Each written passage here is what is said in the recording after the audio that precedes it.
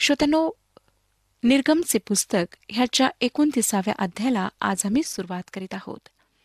या अध्यायामध्ये याजकांच्या समर्पणाचा विधी, समर्पणाची अर्पणे, याजकांचे भोजन आणि दररोज करावयाची होमार्पणे आम्ही पाहणार आहोत.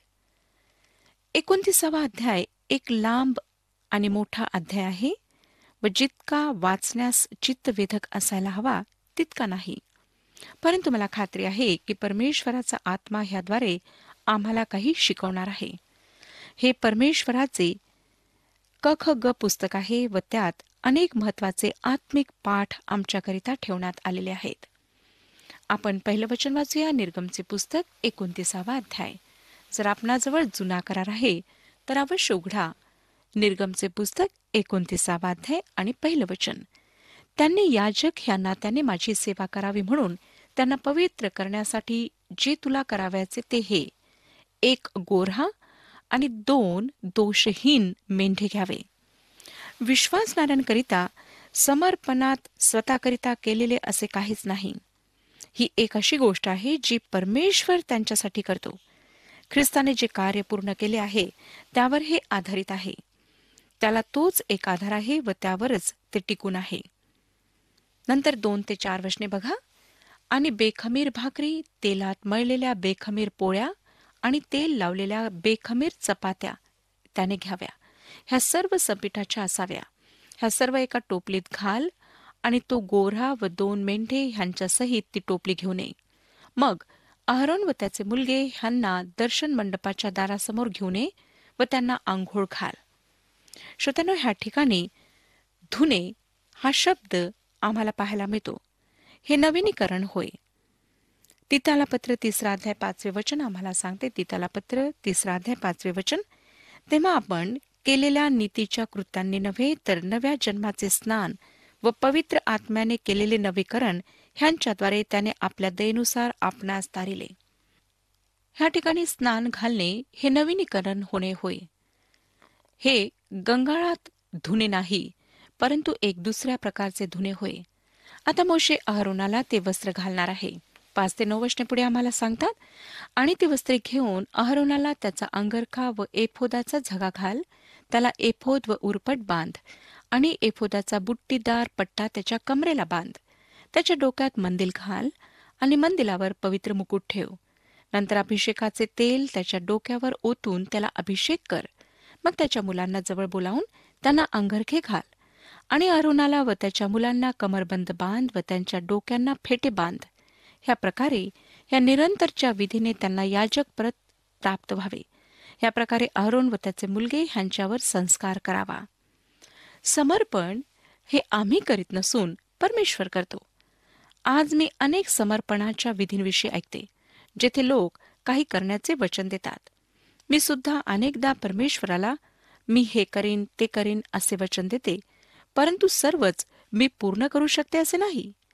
मी त्याला समर्पण समजत नाही, कारण श्रोत्यांनो, मी जे करण्याचे परमेश्वराला वचन देते ते मी करीत नाही. समर्पण म्हणजे रिकाम्या हाताने परमेश्वराकडे येणे, काही करण्याकरिता आपली दुर्बलता, आपली अयोग्यता त्याच्यासमोर कबूल करणे आणि परमेश्वराला कार्य करू देणे होय. जर आपण जुन्या करारातील मोशे, एलिया, दावीद, शमुवेल व नवीन करारातील पौलाची प्रार्थना वाचाल तर आपल्याला आढळेल की हे लोक कधीच स्वतःच्या योग्यतेला घेऊन ते कोण, कुठले किंवा त्यांनी परमेश्वरासाठी काय केले आणि ते काय करू इच्छितात असे सर्व घेऊन परमेश्वराकडे आले नाहीत. मी अनेक वेळेला सभांमध्ये लोकांना आगीमध्ये काही लिहिलेल्या कागदाला जाळून आम्ही परमेश्वरासाठी हे करू ते करू असे म्हणताना ऐकले आहे, परंतु ती प्रतिज्ञा पूर्ण करताना ते मला नंतर आढळले नाहीत. कारण श्रोत्यांनो, आमच्याजवळ परमेश्वराला अर्पण करण्यासारखे काहीच नाही. कदाचित आपणाजवळ असेल, पण माझ्याजवळ तर मुळीच नाही. आम्हाला त्याच्याकडे रिकाम्या हातांनी यायचे आहे आणि त्याला त्यात भरू द्यायचे आहे. 10वं वचन पुढे सांगतं, तो गोरा दर्शन मंडपासमोर आणावा आणि अहरोन व त्याचे मुलगे ह्यांनी आपले हात त्याच्या डोक्यावर ठेवावे. मुख्य याजक व त्याच्या परिवारातील लोकांनी आपले हात त्या गोऱ्यावर ठेवावेत. अनेक लोक आहेत ज्यांना वाटतं की हात ठेवल्याने एखादी अद्भुत शक्ती किंवा आत्मिक शक्ती मिळते असे नाही. हात ठेवण्याचा हा हेतू होत नाही. हात ठेवून आपण फक्त एकच गोष्ट देऊ शकता, ती म्हणजे आजाराचे जंतू. जेव्हा एखादी पापी व्यक्ती त्या वेदीजवळ येत असे आणि आणलेल्या प्राण्यावर हात ठेवीत असे, तेव्हा तो प्राणी त्या व्यक्तीची जागा घेत असे असा अर्थ होई. जेव्हा आम्ही एखाद्या देवाच्या सेवकाचे समर्पण करतो, तेव्हा हात ठेवून हेच जाहीर करतो की आता त्या सेवेमध्ये आम्ही सुद्धा त्याच्यासोबत सहभागी आहोत व त्याच्याकरिता प्रार्थना करण्याची, त्याला सहकार्य देण्याची आमची जबाबदारी आहे. हात ठेवणे म्हणजे श्रोत्यानो, भागीदारी करून घेणे. त्या गोऱ्याने अहरोनाची जागा घेतली. तो पापी आहे म्हणून तो गोरा त्याच्याकरिता मरेल. हा पापार्पणाचा बली होता. लेवीच्या पुस्तकात ह्या अर्पणाविषयी, बलींविषयी आम्ही सविस्तर पाहणार आहोत. पितळेची वेदी, ज्याला होमार्पणाची वेदी सुद्धा म्हणण्यात येत असे, कारण ह्याच वेदीवर प्रमुख बली अर्पण्यात येत असे. प्रमुख बली प्रथम जो होमार्पण असे, तो आमच्या समोर ख्रिस्त कोण आहे हे ठेवतो. ती वेदी त्याने आमच्याकरिता काय केले हे सांगते. आता याजकांच्या भोजनाविषयी आपण पाहणार आहोत. 29 अध्याय 26 आणि 27 वचने सांगतात, मग अहरोनाच्या संस्कारासाठी विधिलेल्या मेंढ्याचे ऊर घेऊन ओवाळणीचे अर्पण म्हणून ते परमेश्वरासमोर ओवाळ. तो तुझा हिस्सा आहे.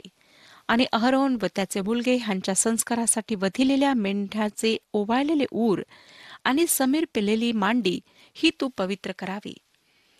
पुन्हा एकदा आपण लेवीच्या पुस्तकात पाहाल की ह्या अर्पणाचा काही भाग अहरोन व याजक ह्यांना त्यांचा हिस्सा म्हणून मिळतो. लेव्यांना शेतीकरिता देशात कुठलीच जमीन देण्यात आली नव्हती व ह्या प्रकारे देवाने त्यांच्या उदरनिर्वाहाची व्यवस्था केली होती. लेवी निवास मंडपात सेवा करीत व नंतर मंदिरात सेवा करू लागले होते व अर्पणाचा काही भाग त्यांना मिळत असे. दररोज करावेची अर्पणे निरंतर अर्पावी लागत असत. 38 ते 40 वचने पुढे आम्हाला सांगतात, वेदीवर होम करावयाचा तो असा, प्रतिदिनी 1 वर्षाच्या 2 कोकरांचा नित्य होम करावा. 1 कोकरू सकाळी अर्पावे आणि दुसरे कोकरू संध्याकाळी अर्पावे.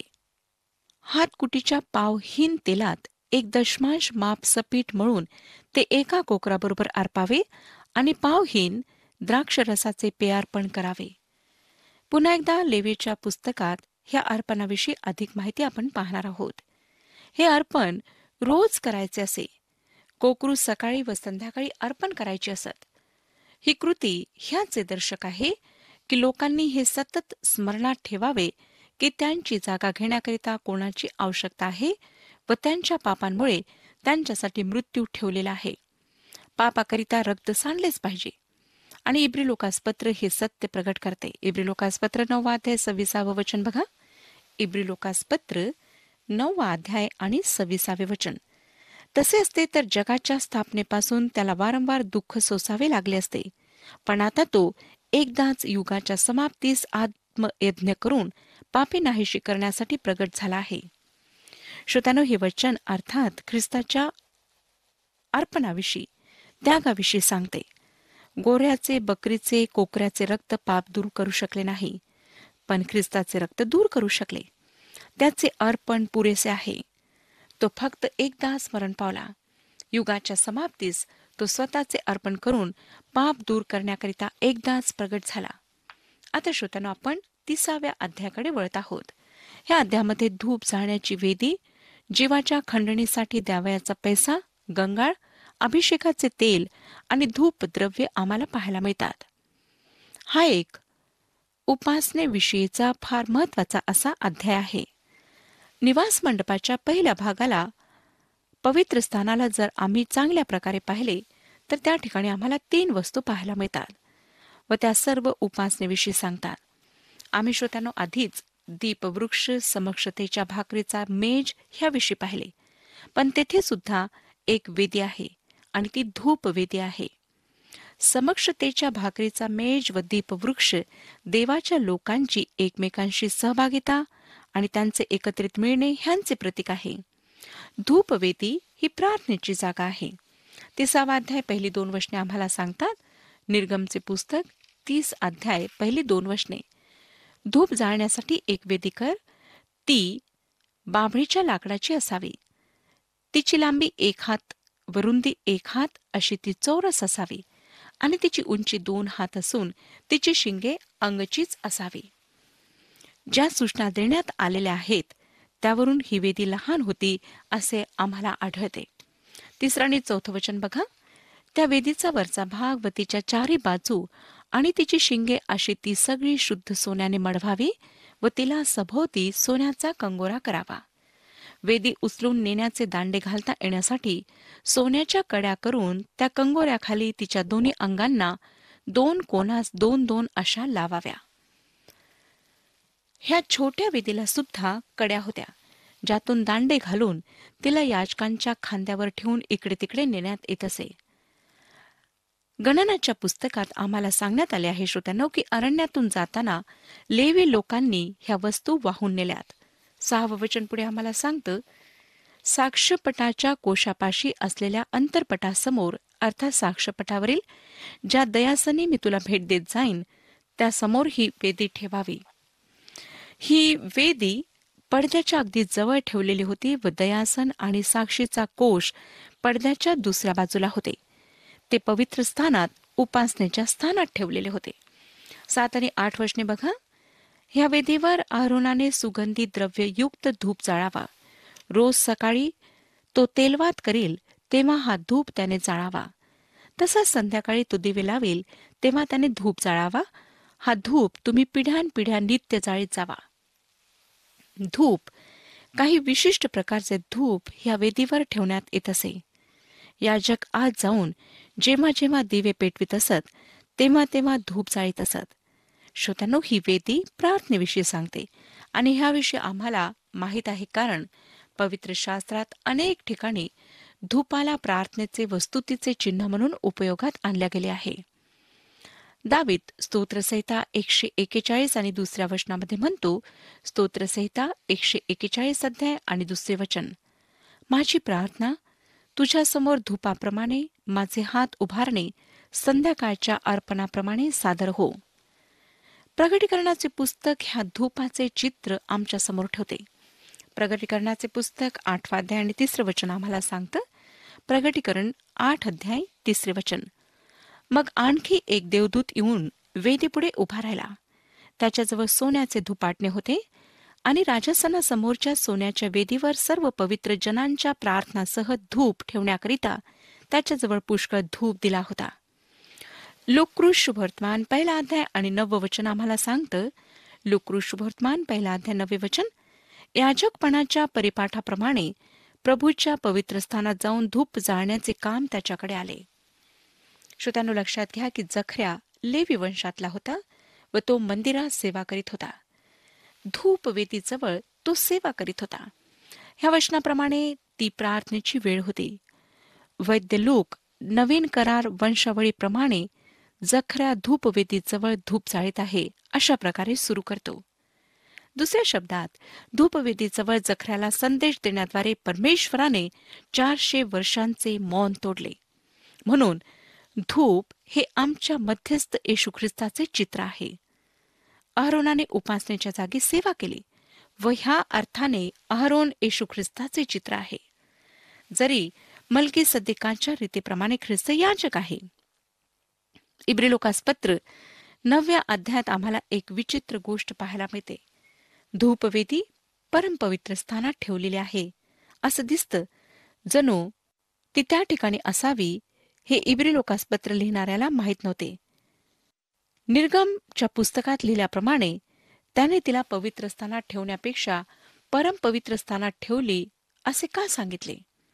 कारण जेव्हा त्याने इब्रिलोकास पत्र लिहिले तेव्हा पडदा 2 भागात फाटला होता.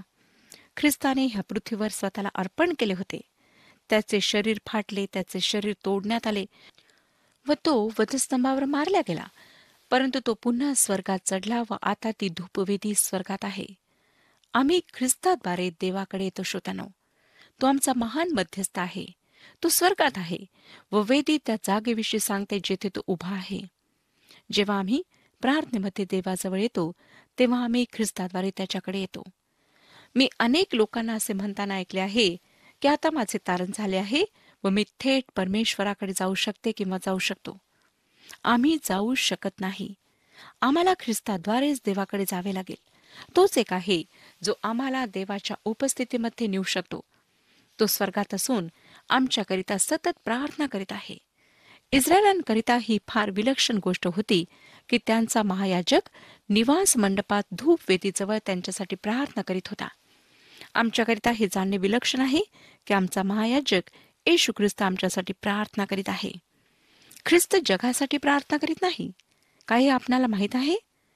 त्याच्या महायाजकीय प्रार्थनेत तो काय म्हणतो ते पहा. योहान शुभवर्तमान 17 अध्याय 9 वचनात.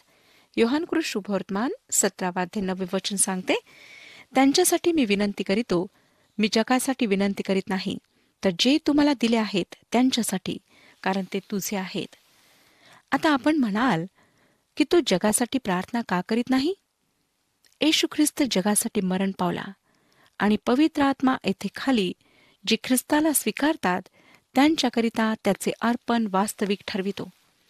जगाच्या सर्व पापांकरिता मरण्याव्यतिरिक्त ख्रिस्त अधिक काही करू शकला नाही. ज्यांनी त्याचा तारणारा म्हणून स्वीकार केला आहे त्यांच्याकरिता तो स्वर्गात प्रार्थना करीत आहे. मला आनंद वाटतो श्रोत्यानो की तो माझ्याकरिता आणि तुमच्याकरिता असे करीत आहे. कारण त्याने जर असे केले नसते तर आम्ही ह्या पृथ्वीवर अधिक काही करू शकलो नसतो. आमच्याकरिता प्रार्थना करणारा महायाजक असणे ही एक फार मौल्यवान गोष्ट आहे. ख्रिस्त कोण आहे व त्याने वधस्तंभावर आमच्याकरिता काय केले ह्या आधारावर परमेश्वर आमची प्रार्थना ऐकतो. इफिसकरास पत्र 1 अध्याय आणि 6 वचन आम्हाला सांगतं. इफिसकरास पत्र 1 अध्याय आणि 6 वचन. त्याच्या कृपेच्या गौरवाची स्तुती व्हावी म्हणून हे झाले. ही कृपा त्याने आपल्यावर त्या प्रियकराच्या ठायी विपुलतेने केली आहे. प्रभू येशू ख्रिस्तामुळे पिता परमेश्वर आम्हाला त्या प्रियकरामध्ये स्वीकारतो. मत्ते शुभवर्तमान 17 अध्याय आणि 5 वचन आम्हाला सांगतं. तसेच मार्क शुभवर्तमान 9 अध्याय 7 वचन, लूक शुभवर्तमान 9 अध्याय 35 वचन ह्यामध्ये पिता परमेश्वराने म्हटले की माझा प्रिय पुत्र आहे, ह्याचे ऐका. आम्हाला ख्रिस्ताचे ऐकायचेच नाही तर त्याच्याद्वारे प्रार्थना सुद्धा करायची आहे. प्रभू येशू ख्रिस्ताने योहान शुभवर्तमान 14 अध्याय आणि 14 वचनामध्ये म्हटले. योहान शुभवर्तमान 14 अध्याय 14 वचन, जर तुम्ही माझ्या नावात काही मागाल तर ते मी तुम्हासाठी करीन. आत्म्यामध्ये प्रार्थना करण्याचा हाच अर्थ आहे. आता आपल्या लक्षात येईल की ही वेदी दुसऱ्या वस्तूंपासून अलग आहे. फक्त याजक ह्या ठिकाणी उपासना करू शकत असत. उजिया राजा सुद्धा ह्या ठिकाणी गेल्यामुळे तो कोडाने पीडित झाला आणि ह्याविषयी आम्हाला इतिहासाचे दुसरे पुस्तक 26 अध्याय 16 ते 21 वचने सांगतात. इतिहासाचे दुसरे पुस्तक 26 अध्याय 16 ते 21 वचने. तो समर्थ झाला तेव्हा त्याचे हृदय उन्मत्त होऊन तो बिघडला आणि आपला देव परमेश्वर याच्या आज्ञेचे त्याने उल्लंघन केले. धूप वेदीवर धूप जाळण्यासाठी तो परमेश्वराच्या मंदिरात गेला. आजऱ्या याजक व त्याचबरोबर परमेश्वराचे याजक पण करीत असलेले 80 वीर पुरुष त्याच्या पाठोपाठ आत गेले. त्यांनी उजिया राजास प्रतिकार करून म्हटले, हे उजिया, परमेश्वराप्रित्यर्थ धूप जाळणे हे तुझे काम नव्हे. आरोनाचे वंशज जे याजक ज्यांना धूप जाळण्यासाठी पवित्र केले आहे त्यांचेच हे काम आहे. तू पवित्र स्थानातून निघून जा, कारण तू मर्यादेचे उल्लंघन केले आहे. अशाने परमेश्वर देवाकडून तुझे गौरव होणार नाही. तेव्हा उज्जियास क्रोध आला. धूप जाळण्यासाठी त्याने हातात धूपाटणे घेतले होते आणि तो याजकांवर संतापला असता त्यांच्या देखत परमेश्वराच्या मंदिरात धूपवेदीजवळ त्याच्या कपाळावर कोड उठले. आजऱ्या मुख्य याजक व दुसरे सर्व याजक यांनी पाहिले तो त्याच्या कपाळावर कोड उठले आहे असे त्यांच्या दृष्टीस पडले. तेव्हा त्यांनी त्यास तेथून लवकर घालून दिले. परमेश्वराने आपणास तडाखा दिला आहे हे जाणून तोही उतावळीने बाहेर निघाला. उजिया राजा आमरण कोडी राहिला. तो कोडी असल्यामुळे एका घरात निराळा राहत असे. त्यास परमेश्वराचे मंदिर वर्ज्य झाले व त्याचा पुत्र योथाम हा राजघराण्याचा कारभारी होऊन देशाच्या लोकांचे शासन करू लागला. आज श्रोत्यानो, प्रत्येक विश्वासणारा ज्याने येशू ख्रिस्तावर विश्वास ठेवला आहे तो याजक आहे. श्रोत्यानो, आम्ही फक्त ख्रिस्ताच्या द्वारेच परमेश्वराजवळ जाऊ शकतो आणि आपली निर्बलता, दुर्बलता त्याच्यासमोर प्रगट करू शकतो. आम्ही त्याला म्हणू शकतो, हे प्रभू, मज पाप्यावर दया कर. जेव्हा अशी प्रार्थना परमेश्वराला अर्पिल्या जाते तेव्हा तो ती प्रार्थना ऐकून उत्तर देतो. परमेश्वर ह्या विषयात आपले मार्गदर्शन करो आणि आपणाला आशीर्वाद देऊ.